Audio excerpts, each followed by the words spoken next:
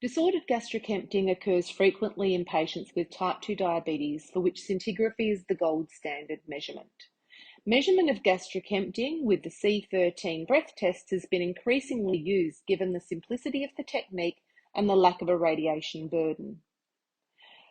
There are several mathematical approaches which have been utilised to generate gastric emptying curves from the C13 measured in breath samples, usually through fitting a nonlinear exponential curve known as conventional analysis.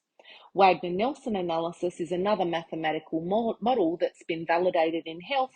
However, this method has previously not been assessed in a diabetic population. The aim of this study, therefore, was to compare three different methods of evaluating gastric emptying of a radio-labelled mashed potato meal in type 2 diabetes. We studied 13 people with type 2 diabetes, 9 males, 4 females, with a mean age of 68 years and BMI of 31. They had a duration of known diabetes of around 4 years.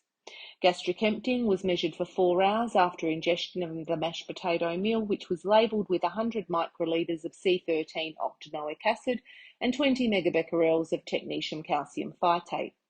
Radioisotopic data were collected in dynamic mode.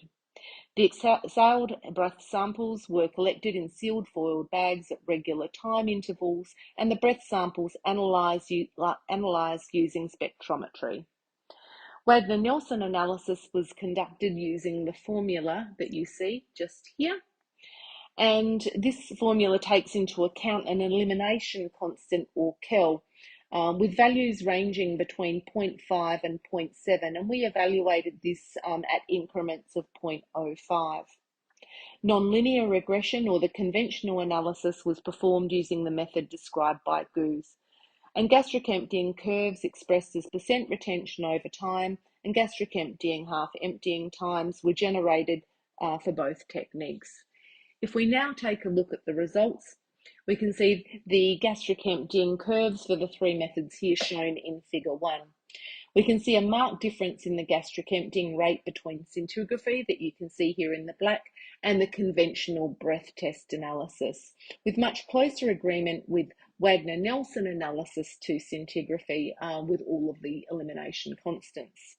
If we look at the T50s down here, there was an overall difference between the techniques, with a marked difference between the conventional analysis and scintigraphy, with much closer agreement between scintigraphy with all of the Wagner-nelson analysis, but with the most closest agreement with the KEL at 0.6.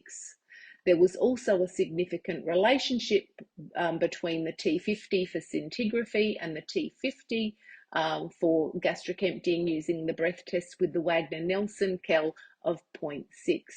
So in conclusion, in patients with type 2 diabetes, gastric emptying of a mashed potato meal assessed using the C13 breath test with the Wagner-nelson analysis with KEL of 0.6 closely reflects measurements obtained with scintigraphy, whereas in absolute terms, the conventional breath test analysis does not.